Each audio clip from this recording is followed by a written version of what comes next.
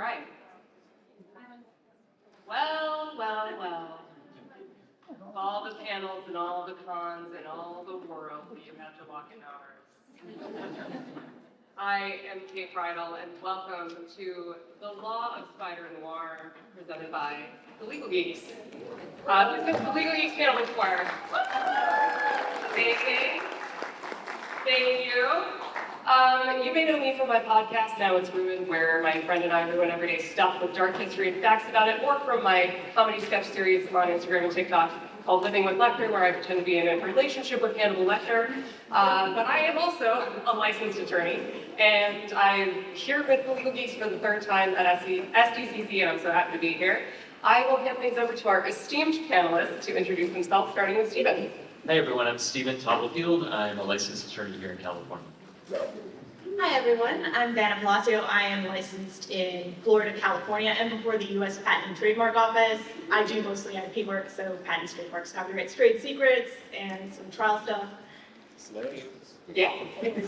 I am Chief Deputy City Kathy Steinman. I work for the City Attorney's Office in San Diego. Hi, I'm Mike Skeen. I'm an attorney practicing in San Francisco. I'm licensed actually in Utah, though. Okay, I'm Mike Dennis, still a practitioner out of Modesto.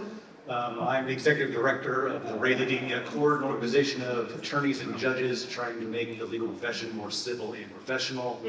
And most important, I am the guitarist in their in-house band. Banded, so if anybody needs an awesomely bad emo cover band, you can find me afterwards. Got bracelets.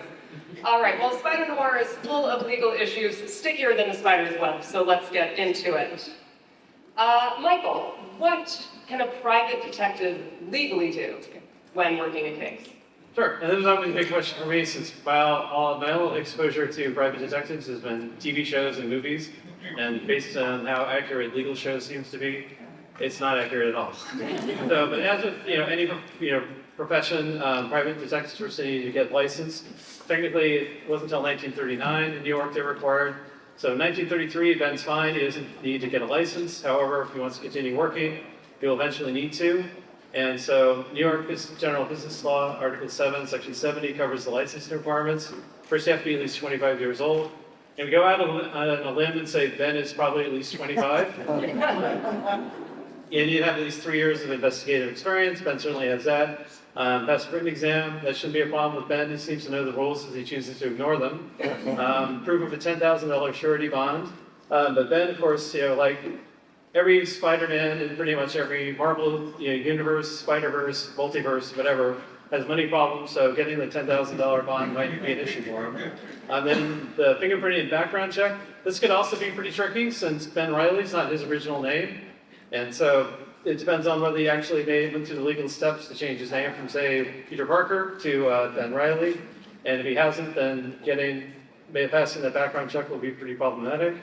But so many gets places. So what can a private detective do? So what they normally do is they're investigating, gathering information on behalf of a client. Some of the common investigative activities include interviewing people, conducting background checks, surveillance. Although this is very tricky because there are limitations. It's what's allowable by law. Assuming the subject doesn't consent to being surveilled, and they have a reasonable expectation of privacy, the surveillance could be illegal on a potential felony. Also recording conversations, I'll give the classic attorney answer, it depends. New York has a one-party consent recording law, which means only one person in part of the conversation needs to consent to the recording. California is actually different, it requires everybody. So as far as that's what a private detective can do. What a private detective cannot do is trespass on private property, but listening devices in someone's home office or tap their phone. That may seem anachronistic for the time, but actually private detectives and law enforcement is using wiretaps in the 1920s pretty regularly. In fact, the legality of it remained ambiguous until 1928. The United States Supreme Court in Olmstead versus the United States held that the government's warrantless wiretapping of a suspect's telephone did not violate the Fourth Amendment. And that was actually the law of the land for almost 40 years until it got reversed in Katz versus the United States. And then they also can't impersonate law enforcement, and they can't hack into private accounts, not really an issue in Spider-Noir. And then so what are sort of the consequences of illegally obtaining the information? They could actually be inadmissible in court. So let's look at some of the actions Ben did do as a private detective, and is any of it problematic? Well, he eavesdropped and took photos from a fire escape. Fire escape is private property, it's part of the building, and he didn't have authorization to be there, so he was illegally trespassing, and then also taking photos into the hotel room. There was a reasonable expectation of privacy, so that would probably also be considered illegal surveillance. Person a police officer, well, that's specifically prohibited. Broke into Flint Margaret's apartment, that's illegal trespassing. Breaking into Silver Main's apartment is stealing $1,000, burglary. Breaking into a hospital, stealing medical files, burglary. And then having Janet bribing police with food to get legal files, that's also, not surprising, illegal. But that said, I simply want to try whatever Janet brought in. It must taste fantastic to hand over lots of classified information. But anyway, so based on all of his actions, they're all very illegal, but it's also par for the course for fictional detectives out there, so I guess it's okay. Well, Ben might be in trouble for impersonating a police officer, but the cops themselves aren't behaving that well either. So, Vanna, let's talk about that custodial interrogation of Megawatt. Sure, let's talk about it. All right, so as lawyers today, our first question is pretty simple. Was Megawatt in custody? And under modern law, we'd ask whether a reasonable person would feel free to leave. And look, we've got a bunch of lawyers in the room here. We can all go back and forth about what's reasonable. But let's look at the scene here, guys. I'm gonna go with probably not. Like if you're handcuffed on Con Air, you're probably not free to leave. So same idea. Next slide, please. All right. So today, our instinct, whether we've seen it in movies or TV or gone to law school, is usually, wait, wasn't this guy supposed to get a Miranda warning? Where they tell him you have the right to remain silent and anything you say can and will be used against you in a court of law. Well, not exactly here. Now, before any constitutional law nerds come at me, yes, the Fifth Amendment already existed in the 1930s. When Spider-Noir is set, but Miranda didn't. The constitutional provision itself existed. It's been on the books since 1791 when the Bill of Rights was ratified. But the Miranda framework didn't exist yet. So the question isn't whether the constitutional rights existed, it's really whether courts had developed the procedures and remedies that we now associate with those rights. So, if we look at Spider-Noir overall, the investigative methods that we see kind of fit right into the Cage universe. I mean, they occasionally resemble those we see from Benjamin Franklin Gates. Step 1, see clue. Step 2, follow clue. Step 3, ignore procedure. Question mark, question mark, question mark. Figure out the legality later. Most of the time, to be serious, law enforcement's going to get a warrant. They're going to have probable cause. They're going to provide the usual warnings. Ben Gates. Oh, sorry. Previous slide. Sorry.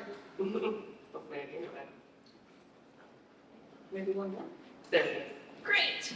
So Ben Gates stole the Declaration of Independence. What we see in Spider-Noir falls somewhere in the middle of that spectrum. And now, Okay, sorry. thank you. I know, I've got a time limit, but bear with me. Okay, guys, so the real lesson isn't that constitutional rights didn't exist. It's that the legal framework looked really different back in the 30s. Spider-Noir operates in a world before many of the procedural protections that modern audiences have come to instinctively respect and expect, which is fortunate for us because otherwise this would just be some real boring court hearings about how none of this should really be admissible in court. And the Spider-Noir is much more exciting than that. Okay. Agreed.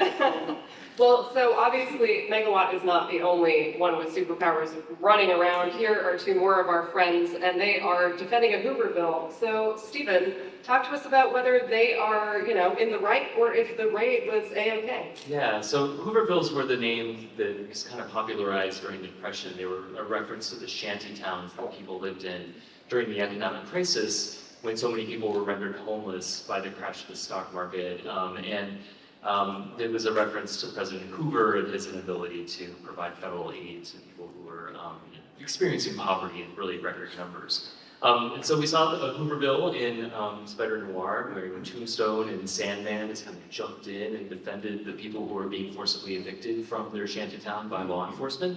So what was the legal status of these Hoovervilles?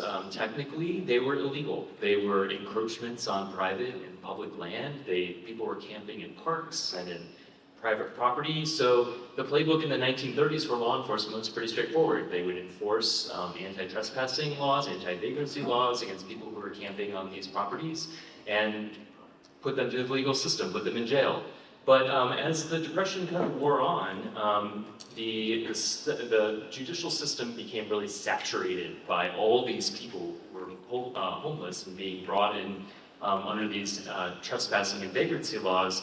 So there was this sort of, even pretty early in the Depression in 1931, when a bunch of men were arrested from a camp in Central Park, and the judge just dismissed the charges because there was no room for them to be incarcerated in the city jails. And in fact, the story goes that the judge opened his wallet and gave each of the men some of his own money because he felt so sorry for them. So this kind of indicated this real shift in the legal system away from strict enforcement.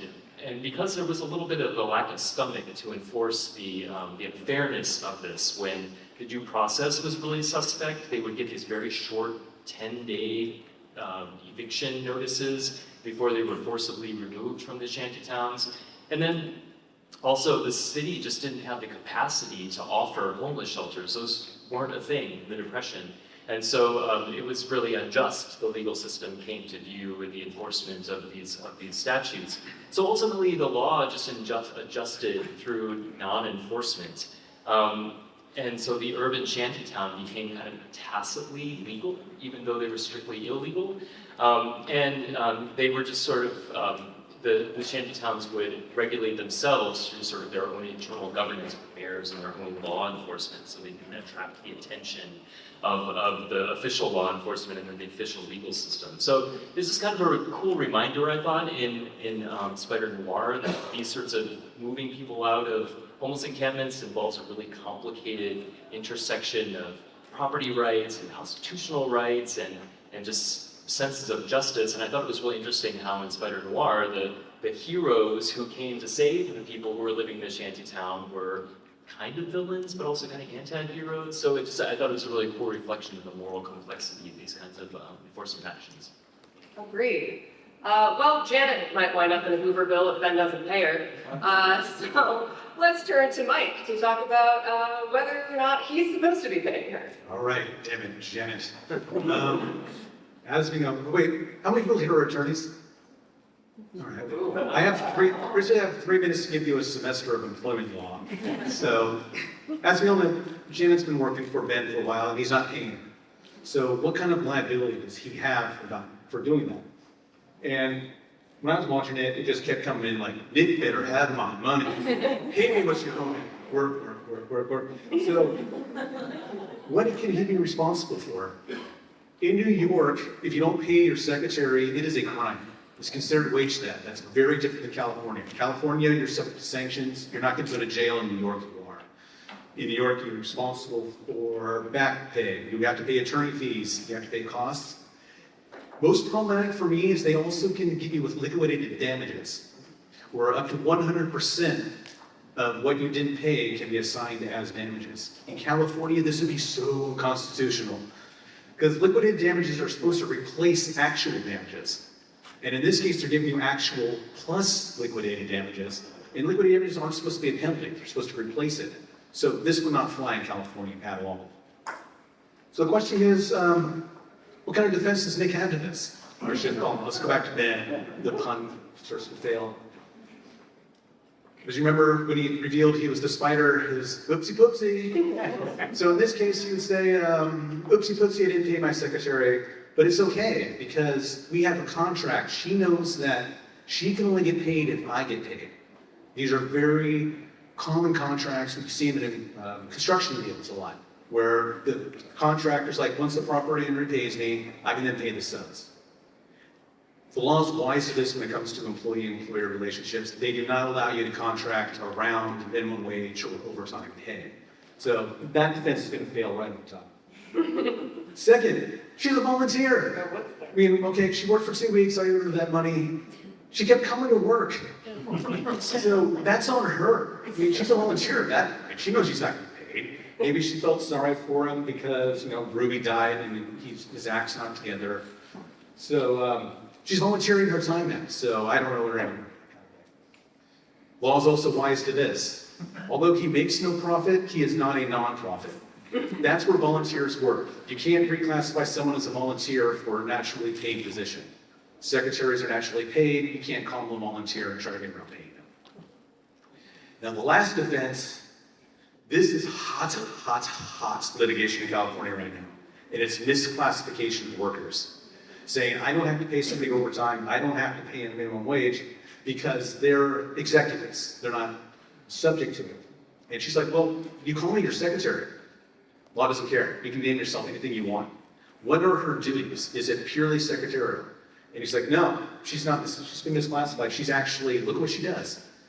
She develops my pictures. She's going off to City Hall to research stuff. She's bribing cops with baked goods. She controls his calendar. At one point he says, you're a better investigator than I am, when he's going to run off that floozy to Santorini and the black sand beaches. He's going to give her the whole business. Then you look at the end, it's now Riley and Ruiz. He makes her a partner. So it looks like maybe she's not secretary, maybe she's been his partner the whole time. They share the exposure, they share the profits, they have a say in how the business is run. And I was going to say, if you guys like these presentations and want to really get into it, there's a partnership, go to thelegalgeeks.com, and our founder, Josh Gimmelin, there has a big one on whether Indiana Jones and Marianne Ravenwood were in a partnership to find the Ark of the Covenant. So it's pretty fun reading on that. So more than likely, based on how it plays out, she was misclassified as the secretary. She was really his partner the whole time, and maybe he can get her around not paying her. Great, and great plug for the legalgeeks.com. Well done, very smooth. Well, speaking of money, Kathy, can Silvermane mark up his bills? So as we learned in the series, Silvermane makes a distinct mark on the bills that he uses to pay his employees. And by using that mark, he's actually able to track the money and determine whether or not his employees are loyal or if they're a traitor. But is it legal to mark the bills? Under USC 1833, whoever mutilates, cuts, defaces, disfigures, or tears currency, that's illegal if it renders the bill unusable. So I pulled up a couple examples of some bills that I found through Google Images. And the top one, has anyone seen that one before? It's the Where's George? How many of you, show of hands, have gotten one of those bills and you went in, you entered the serial number and you tracked it? All right. How many of you think that one is illegal based on this standard? Okay, I see one hand. How many of you think that was okay? All right, you guys are probably right. What about the bottom one? This one, they made it look like it's 713, and I don't know where this came from. I don't know if I've done something offensive or not here. I apologize. George kind of looks like a hobo. How many of you think that one is probably violating the statute? A lot of hands. I would agree. I think that's probably violating the statute. But in our example, there's another law. So you cannot use, even if it doesn't render the bill unusable, you can't use it. You can go to the next slide, sorry. You can't use it to advertise. So here's an example I found where they're advertising a website. Under a different statute, this actually would be illegal because they're advertising a website. So let's go to the next slide. So what Silvermane did was my bad, sorry. No, it's okay. Silvermane's markings are really, really small. And so like the one for Cat Party, there's a little red dot in the corner. The one for, I can't remember his name, but the other guy that's played by Lucas Haas, that's also a really small mark. So anyone, do you think that was unusable? Yeah, I see a lot of heads. Yeah, so I think Silvermane's markings were not only clever, but also lawful. Fantastic. And you all are doing such a great job. We are right on time, so keep going, keep being faster than that quick change between Ben and Robbie behind the bar in that last episode. Well, let's shift gears a little bit. There is a lot of talk about medical information in the show. So Vanna, what did medical privacy look like in the 1930s? All right, so thinking about medical privacy when probably the normal reaction to watching Spider-Noir is, wait, that's a HIPAA violation. Today, we are all probably familiar with HIPAA, or the Health Insurance Portability and Accountability Act, and HIPAA privacy and security rules, and those help protect us. They limit who can view and receive your protected health information, or PHI, and they require covered entities like your healthcare providers, health plans, clearinghouses, things like that, to implement safeguards. But remember, Spider-Noir is in 1933. HIPAA is still more than 60 years away. So what protected medical information in 1933? Now, doctors generally treated patient information as confidential at that time, but the legal protections were nowhere near what we expect today. Much of medical privacy depended on professional norms rather than detailed government regulation. In other words, your privacy largely depended on whether your doctor enjoyed gossip. So today, modern medical records help, among other things, verify identity, track treatment, and protect sensitive information. Spider-Noir takes place decades before those kinds of systems existed, though. So think about it. How much easier would Face Off have been in 1933? If your answer is substantially easier, congratulations, you have identified the problem. So the bottom line is that Spider-Noir takes place in a world where personal information was often much easier to access than modern audiences expect. And the legal lesson here is privacy rights, they evolve. Privacy existed in 1933, it just wasn't regulated the way that it is today. And we are thankful that it's regulated today. Yes, we are. Speaking of laws that have evolved, Stephen, talk to us about the evolution of legal protection against POW experimentation. Just a light demo. I think it's a Friday night like war crime. You're right, this area of the law, international law, has really evolved a lot since the 1930s when the show takes place. In the flashback where we see Ben encounter in World War II the prisoners of war being experimented upon in the concentration camp, which leads to all sorts of body horror and power acquisition we don't need to get into. But so he observes the people being horribly mistreated in the prisoner of war camp. And at the time, the only thing that regulated the treatment of captured enemy combatants was the 1907 Hague Conventions, which very loosely required that countries treat their prisoners of war humanely. But it didn't outline with any specificity prohibitions against experimental treatments or experimentation on prisoners of war in camps once they were captured.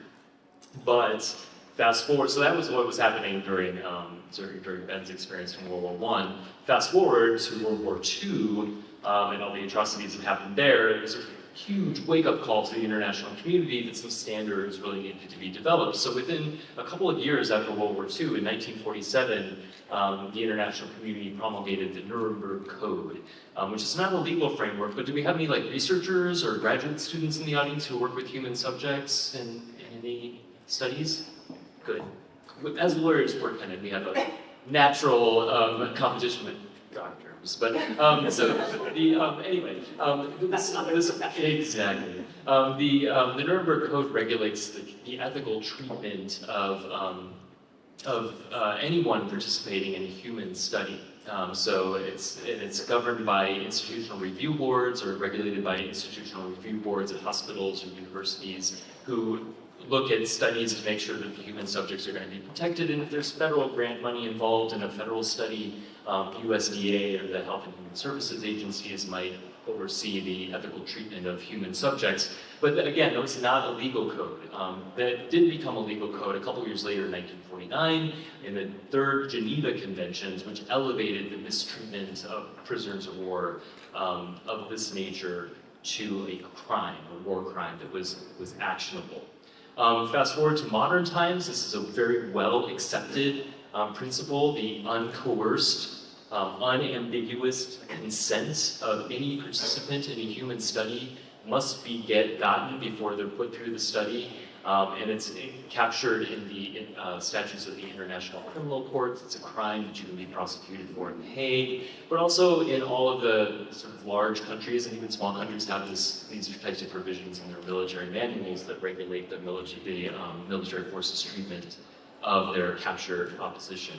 So this, like we said, this really demonstrates an evolution from the time that Ben was experiencing World War I to modern legal regimes that protect the rights of bodily integrity. It's an absolute, unalienable right for even people who are captured during conflict. Fantastic.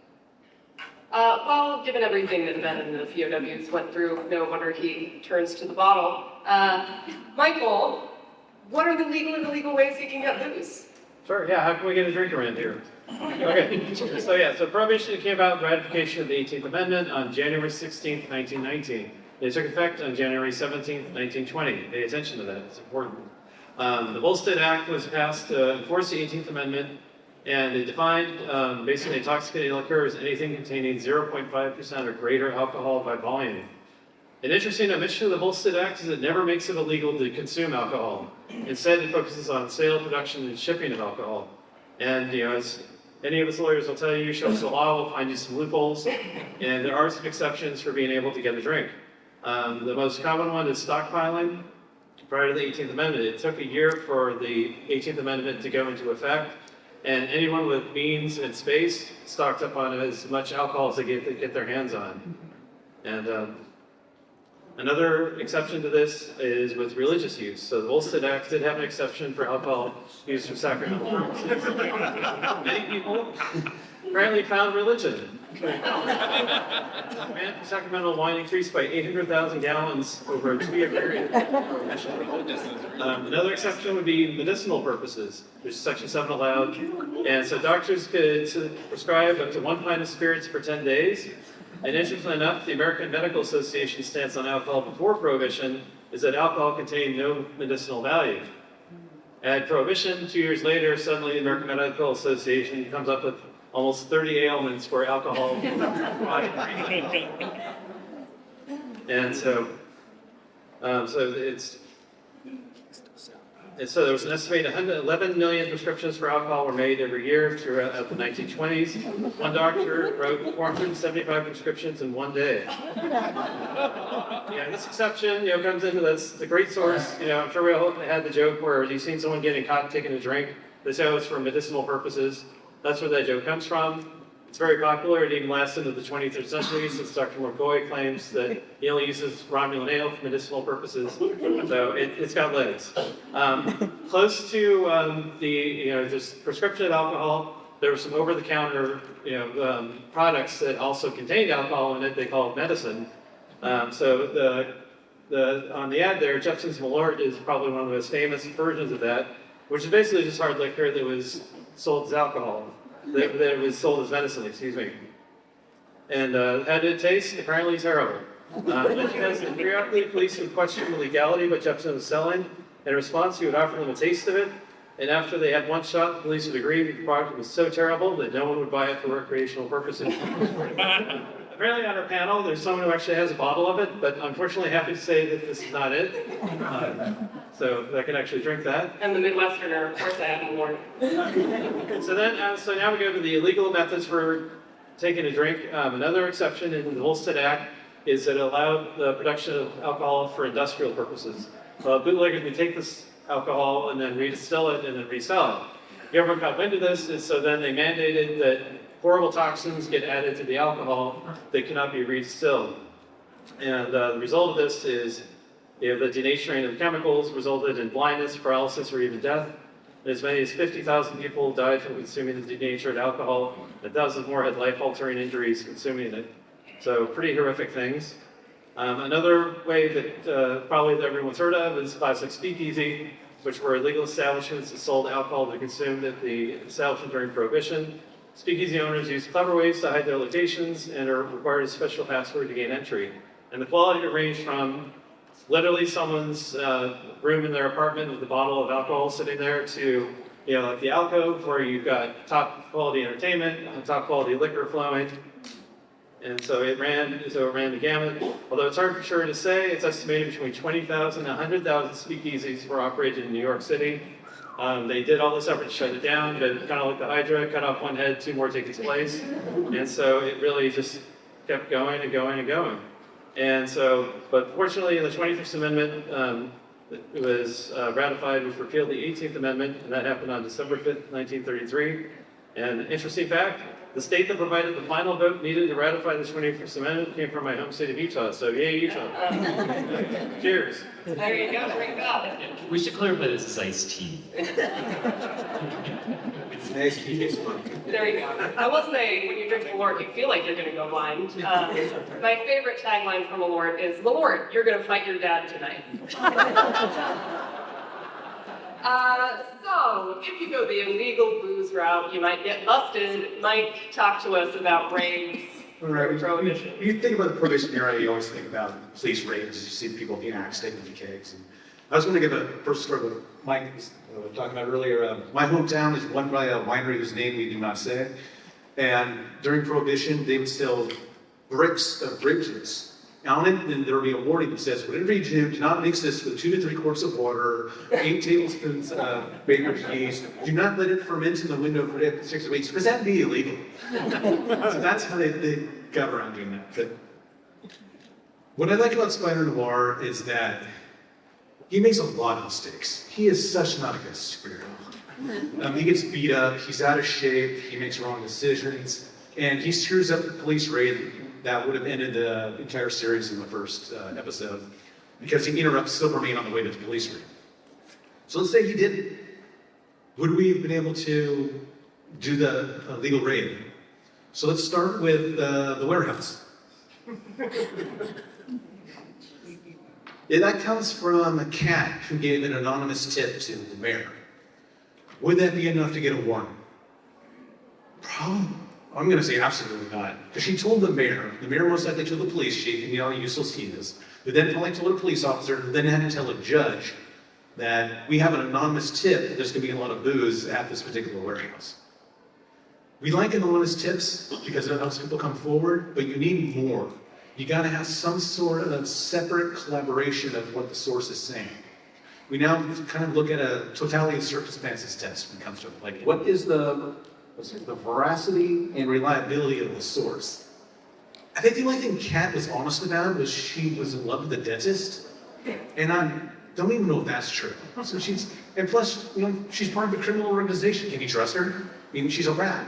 It's an inherent problem with getting sources inside a criminal organization on it. And did they have any kind of independent way to verify this is where the alcohol is being stored? Have they seen shipments going in and going out? Have they been seeing drivers that have been arrested before going in and out of this place? Something more than just the anonymous tip. So then the question becomes, well, maybe we could have nailed why he's still in this car. You got to think that when the Fourth Amendment came out, there were no cars. So how are we going to adjust to the current state of affairs? Like, well, can we get a warrant for a car? Not really, because you say, okay, I need to execute this warrant at 1st and Main. Okay, the car's driving. I need out 2nd and Main, 3rd and Main. Oh crap, I took a right. Sycamore and 7. So you can't get a warrant for a car. So we really wanted to enforce prohibition, so you had to make up some laws around it. So like, okay, you don't need a warrant. However, you still need probable cause in order to search a car. And that's what Jay-Z is talking about here, where he's like, you can't get into my locked trunk, you're gonna need a warrant for that. Yeah, depends why they pulled him over. If the officer suspected that it was carrying alcohol in that trunk, they could search it. If he got pulled over for, was Jay-Z's blood or a turn signal was out, or weaving, you're not gonna be able to get into his trunk. So more than likely, they wouldn't be able to get Silvermane because there's no indication that in his car there's any alcohol. Okay, that leaves the outside area of his warehouse. And this is where the government really decided we're gonna try to get people with prohibition. Like, okay, let's read the Fourth Amendment. It has to do with dwellings and property. It doesn't handle the outside, like your backyard area. So you know what? You don't need a warrant for that area. It's called the Open Fields Doctrine. So you see something going on in someone's backyard, that's fair game. You don't need a warrant. You just need probable cause. And so they're like, well, okay, we're not going to go blank check. What is probable cause? Well, do we have a reasonable belief that there's some kind of crime there? And for the attorneys in here, the word reasonable is just like our crack. We love that word. Because what is that? Everyone in this room thinks they're reasonable. The person next to them, maybe don't think they're reasonable at all. So what is it that leads to a reasonable suspicion that there's something going on here? In the Open Field Doctrine, it's still law for federal. But states have cut back on what they consider to be an open field. So they call it the curtilage. It's the only place you'll ever hear it, that word. They say, well, if you've enclosed it and you have an expectation of privacy and the general public can't get into it, we're going to protect that. And the last slide, this is just the stats for prohibition of how many cases were related to prohibition. And if you look at it, by the end of prohibition, 2/3 of all cases were prohibition related. You can't run a judicial system when that much is taken up on one subject matter. Now, I'll just leave you with this thought. The Fourth Amendment was written almost 250 years ago. These cases interpreted it 100 years ago. So when you look at what are your rights, what is reasonable, are we talking about people that wrote it 250 years ago, people that wrote it 100 years ago? And this is very important because our current Supreme Court has decided we're not going to follow case precedent. We're going to look at original, how it's written, and then we're going to look at history, and then we're going to decide that's how we're going to interpret statutes. So just think about that as you go off into the night and do reasonable things. Great. Also, I love that you quoted rap lyrics, and we could call you Mike D, like the Beastie Boys. That was very appropriate. All right. Well, Kathy, on the topic of prohibition, bring us home with whether or not a local official can repeal a constitutional amendment. So my boss, the San Diego City Attorney, is actually in the audience, and I hope this doesn't go into my performance evaluation. But the short answer is no. So in this series, Mayor Morse is running for re-election, and he promises, as one of his on the campaign trail, that he will end prohibition. So how do you actually amend the Constitution? Article 5 of the Constitution sets out how it can be amended, and it has to first be proposed by either 2/3 of a vote in both houses of Congress, or by at a constitutional convention when requested by 2/3 of the state legislatures. So after proposed, then it must be ratified by the state legislatures of 3/4 of the states. So that's how we actually amend the Constitution. So let's then go into the 18th Amendment. So as we know, as Michael said, the 18th Amendment regulated or is basically established prohibition. And what's interesting about that is prior to the 18th Amendment actually being enacted, some states had already begun to ban alcohol or really regulate it post-World War I because there was a growing movement to conserve grains for food and for the war effort. I'm not actually sure why it went to the war effort, unless it was to provide food for troops and whatnot. The 18th Amendment was passed by 2/3 of Congress and then ratified in 1919 and went into effect in January of 1920. So it took a bit of time to get all of those states to actually ratify it. And then after the ratification and the establishment of the 18th Amendment, then we have the Volstead Act, which Michael talked about in his portion of the panel.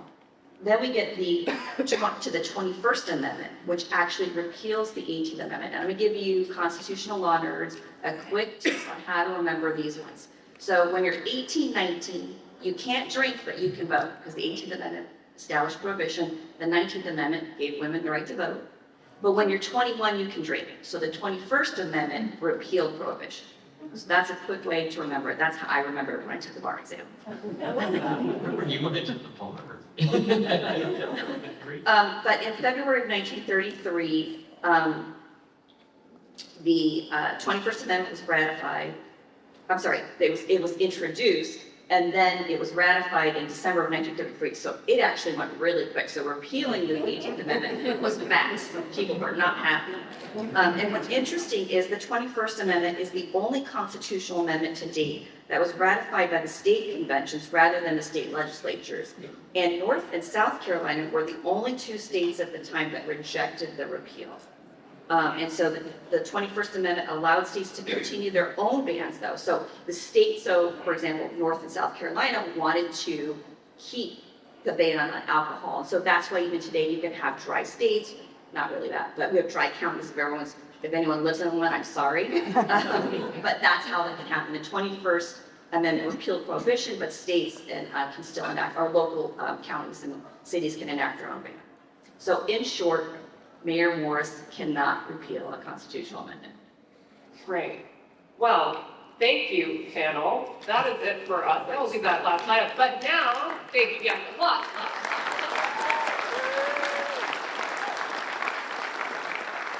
We have 10 minutes for your questions because you all ran exactly on time. Thank you so much. You made me very happy. So there is a mic right there. You can line right on up and ask away. Get in line. We'll give people a chance to hustle over there. All right. Yes. Hi, I come to your panel every year, love it. So I know you guys practice in California. I'm actually from New York City, and there were a couple of occasions during the panel in which you were discussing how the vast differences from state to state have a significant impact on the events of Spider-Noir and beyond. So in addition to some of the things you talked about, I was wondering if you could elaborate more on how New York specifically, or just in general, like state-to-state variations impact, real issues that occurred in history, if there are examples of that. Ooh, great question. You want to take it? I'm just trying to think of a specific example. I think employment law varies very vastly in Yeah, different states. I have a lot of clients that complain about how employee-friendly California is, and then I was looking at New York, and New York is way more employee-friendly. Because they actually, I think the governor had an edict that came out and just said, we are going to go after people for wage theft. So that means subpoenas, they're going to get the police involved. That's not going to happen in California. There's a million billboards between here and my hometown of attorneys that are going to take on the case. So the government's not going to come down on them that much. A big one is marijuana law. I mean, that's different from state to state, and it's even different within our state because it's still against the law federally, but it's legal statewide on it. So you have a big problem with marijuana distributors can't use banks. So it's a whole cash business. So that has a lot of effect on what is actually illegal or not. So you have that tension from state to state, and you also have that tension between the federal and the state government. Like I said on that curtilage doctrine, New York is very protective of what you need a warrant to search. Other states, yeah, not so much. Another one is also taxes. So in New York, the state legislature can actually just raise taxes. In California, it has to go to a vote of the people. Yeah, I know. Thank you so much. Thank you. And thank you for coming to all of our panels. We love it. All right, next up. Great talk. Thank you so much. Quick question. So Ben is a private investigator and also some kind of superhero. In his world, no pun intended, those things seem pretty entangled. What are his income tax implications there? Because he has like business expenses for like fighting, for like, I don't know, ink, like web shooter material or whatever. But he also uses that stuff to like fight crime or do things that aren't really things that he's been hired for. So like, how does he sort of separate those things? Like, is it possible for him to not be in violation of the law, even though that being a vigilante is blatantly legal. Do you think he's keeping receipts? I mean, that's yeah. Oh, it's like, this mask is a write-off, the mask for parents. I can speak a little to it.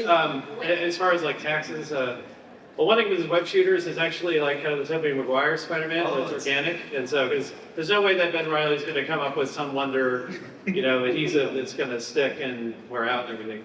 One thing going for Ben Reilly is that actually in the 1930s, income taxes, they were high, but they also, the threshold when you had to file a tax return was also very high. And there's no way Ben's going to make anywhere near the amount of money, like say like what got Al Capone, but Ben's just not bringing that kind of cash. So he doesn't need to worry about it. Thank you. I know this guy.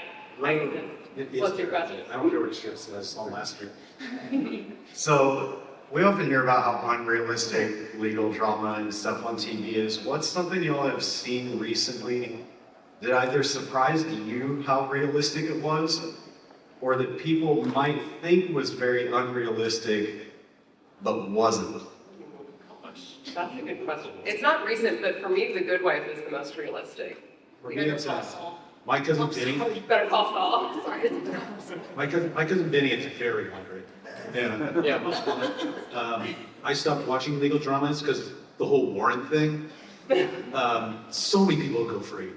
The thing where like they knock on the door, they immediately kick it in because they didn't think anyone was there. Like it takes me a good 2 minutes to get my lazy boy chair down to get to the door and somebody answers it. They're already kicking it in, running around the back, and executing that part of it. So I find most of like Law and Order stuff I just can't.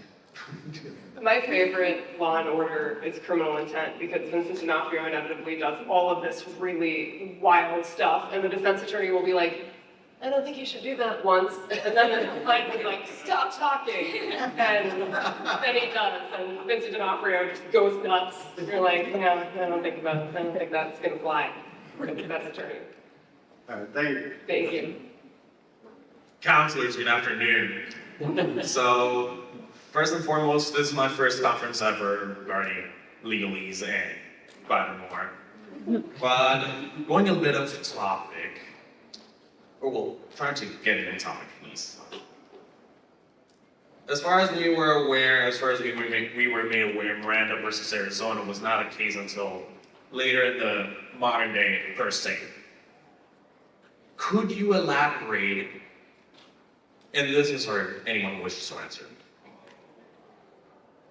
if there can be a little bit more elaboration on how the application of the Fifth Amendment applied to defendants back in 1933, during a defendant's judicial process, or at least their start in the judicial process.